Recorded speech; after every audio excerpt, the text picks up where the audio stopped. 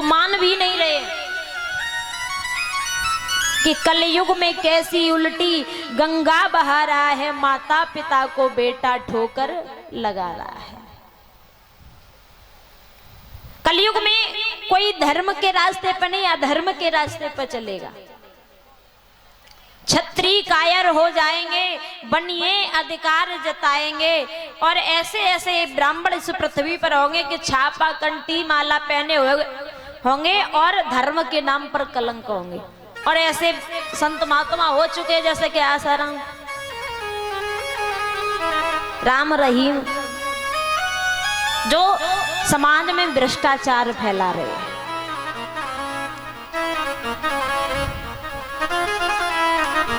राजा परीक्षित कहने लगे, हे मैया तुम चिंता न करो, मेरे जीते जी तो ऐसा नहीं होने दूंगा। पृथ्वी मैया कहने लगी, राजन जब सतयुग था, सभी लोग ध्यान से सुनना, जब अपनी पृथ्वी पर सतयुग था तो धर्म जो है 20 चरणों से था। सतयुग के बाद में त्रेता आया, त्रेता में 16 चरणों से रह गया। त्रेता के बाद में द्वापर आया तो द्वापर में 12 चरणों से रह गया। जैसे जैसे युग बीतते गए धर्म कम होता चला गया। पृथ्वी मैया कहने लगी, हम इसीलिए इस संसार को छोड़ के भागे जा रहे हैं। तो राजा परीक्षित कहने लगे, हे गौ मैया, माना कि पार्थ चले गए, पार्थ कहते हैं पांडवों को, माना कि पार्थ चले गए, पर लेकिन पार्थ के वंश का ये परीक्षित अभी जीवित है, और मेरे जीते जी में कदापि ऐसा नहीं होने दूंगा, मेरे जीवित ऐसा नहीं हो सकता। तो राजा परीक्षित ने जाकर के जो चांडाल था उसके रास्ते को रोक लिया, यानी कलयुग के रास्ते को रोक लिया।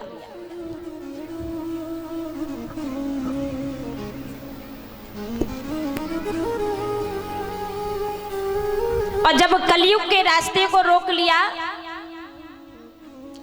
तो परीक्षित महाराज जी,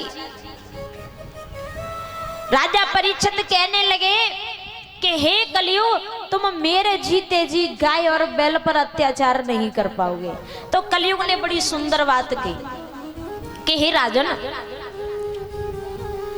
जैसे जिस प्रकार गेहूं का दाना होता है, परीक्षित महाराज जब फसल काट के गेहूं लेके आते हैं और जब कुछ महीने अनाज को घर रखते हैं उसमें घुन लग जाता है, कीड़ा लग जाता है, उसी प्रकार प्रत्येक व्यक्ति में गुण होते हैं तो अवगुण भी होते हैं। ऐसा नहीं कि हर व्यक्ति सही सही हो, उसमें कुछ अच्छाई होंगी तो कुछ बुराई भी होंगी। और कलयुग कहने लगा कि मैं बुरा नहीं हूं, मैं इतना बुरा भी नहीं हूं। सतयुग त्रेता द्वापर में पाप सोचने से लगता है, और मेरे अंदर जब तक करोगे नहीं तब तक पाप लगेगा नहीं, और पाप लग भी जाए तो एक बार भगवान की शरण में पहुंच जाओ, सारे पाप दूर हो जाएंगे। कि कलयुग केवल नाम आधारा, सुमिर सुमिर नर उतर है पारा। राजा परीक्षित कहने लगे, फिर भी भैया तुम गाय और बैल पर अत्याचार नहीं कर सकते, मैं तुम्हें जहां स्थान दूं तुम वहीं रहो। तो राजा परीक्षित कलयुग को स्थान देने लगे। अब सभी लोग ध्यान से सुनना कि कलयुग का वास किस किस चीज में होता है। जहां पर शराब पी जाती है, कितने लोग पीते हैं?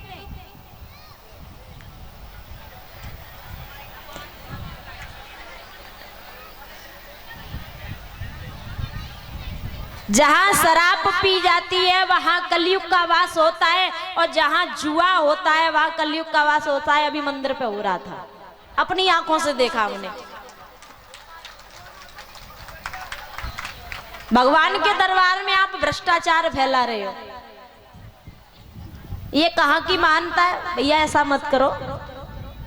जहां जुआ होता है वहां कलयुग का वास होता है, जहां वेश्याएं नृत्य करती हैं वहां कलयुग का वास होता है, जहां दूसरे के धन पर ऐशो आराम किए जाते हैं वहां कलयुग का वास होता है, जहां गुरु का सम्मान अतिथि का सम्मान नहीं होता, भगवान का भजन नहीं होता, वहां कलयुग का वास होता है। और जहां पर सोना, बात कही कि सोने में कलयुग का वास है, तो राजा परीक्षित ये बात कहते में भूल गए कि उनके शीश पर भी सोने का मुकुट है। राजा परीक्षित ने कहा कि हे कलयुग, सोने में तेरा वास हो। अब सोना भी दो प्रकार का होता है परीक्षित महाराज। एक सोना वो होता है जो खुद की मेहनत की कमाई से खरीद के लाया जाता है, और एक सोना वो होता है चोरी करके छीन के लाया जाता है। तो राजा परीक्षित का जो मुकुट था सोने का, वो भी चोरी का था, छीना हुआ था। जैसे ही राजा परीक्षित ने कहा कि हे कलयुग, तेरा सोने में वास हो, जैसे ही शीश झुकाया, कलयुग ने सोने के मुकुट में अपना वास कर लिया। अब जैसे ही कलयुग का सोने में वास हुआ, गाय भी विलुप्त हो गई, बैल भी विलुप्त हो गया, और चंडाल भी विलुप्त हो गया। अब राजा परीक्षित लौट के अपने घर आए, और जब राजा परीक्षित लौट के अपने घर आए, तो अब उनका जो शीश पर कलयुग का वास है वो उन्हें काम नहीं करने देता, उनका मन राज्य काज में नहीं लगता। तो राजा परीक्षित पुनः शिकार खेलने के लिए गए, तो प्यास लगी और पानी की तलाश में इधर उधर घूमने लगे। राजा परीक्षित ने देखा कि सामने एक आश्रम बना हुआ है, और आश्रम में कोई संत भी रहते हैं। तो राजा परीक्षित पानी की तलाश में लोमर्ष ऋषि के आश्रम में पहुंच गए। ऋषि का नाम था लोमर्ष ऋषि। लोमर्ष ऋषि के आश्रम में पहुंचे तो देखा राजा परीक्षित ने कि संत जी ने आंखों को बंद कर रखा है, क्योंकि वो उस समय भगवान का भजन कर रहे थे। जब भगवान का भजन किया जाता है तब नेत्र बंद करके किया जाता है, क्योंकि हमारा ये मन इधर उधर ना भटके। हमारी ये आंखें जो हैं हमें गलत रास्ते पर ले जाती हैं। अब गलत रास्ते पे कैसे ले जाती है? आंखों ने देखा कि एक आम का वृक्ष है, और आम के वृक्ष पर आम लगा हुआ है, और ये मन बड़ा लालची होता है। अब मन ललचाया कि आम का फल होना चाहिए खाने के लिए।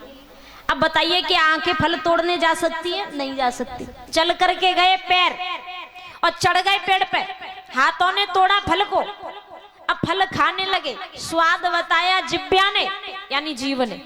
अब आम का फल बड़ा मीठा लगा, अच्छा लगा। अब ये मन कह रहा है कि एक और फल होना चाहिए। मन कह रहा है, एक हमने खा लिया, अब ये मन कह रहा है कि एक और फल होना चाहिए। जब तक दूसरे फल के लिए हम वृक्ष पे चढ़ने के लिए तैयार हुए, तब तक उस पेड़ का रखवाली आ गया। तो उसने डंडा मारा, और डंडा कहाँ लगा? पीठ पर। और जब मार पड़ती है तो क्या होता है परीक्षित महाराज? रोना पड़ता है। जब मार पड़ती है तो रोते हैं, आंसू निकलते हैं। तो रोया कौन? आंखें। फल को किसने देखा था? आंखों ने। समझ में आया? जैसा करोगे वैसा भरोगे, जैसी करनी वैसी भरनी। क्योंकि आंखों ने फल को देखा और सजा भी आंखों को ही मिली, रोना भी आंखों को ही पड़ा। अब जो शीश पर कलयुग है राजा परीक्षित के, वो गलत काम करवाने लगा। राजा परीक्षित विचार करने लगे, ना तो मैं काला हूं ना भेड़ा हूं, यानी सही है मेरी आंखें दोनों, ना तो मैं लूला हूं ना लंगड़ा हूं, फिर इस ब्राह्मण ने मुझे देख करके आंखों को बंद क्यों किया? तो उसी आश्रम में एक मृतक यानी मरा हुआ सर्प पड़ा हुआ था। तो राजा परीक्षित ने क्या किया कि वो सर्प उठाया और सर्प उठा करके लोमर्ष ऋषि की गर्दन में डाल दिया। जब वो मृतक सर्प लोमर्ष ऋषि की गर्दन में डला परीक्षित महाराज जी, और राजा परीक्षित लौट करके आए, इधर लोमर्ष ऋषि के पुत्र थे श्रृंगी ऋषि। जब श्रृंगी ऋषि को पता पड़ा कि राजा परीक्षित ने मेरे पिता की गर्दन में मृतक सर्प डाल करके मेरे पिता का अपमान किया, तो श्रृंगी ऋषि ने श्राप दे दिया कि जिस अभिमान में आकर के तुमने मेरे पिता की गर्दन में ये मरा हुआ सर्प डाला है, यही सर्प 7वें रोज जीवित होकर के तुम्हें डसेगा और तुम्हारी मृत्यु हो जाएगी। बोलिए गोविंद भगवान की।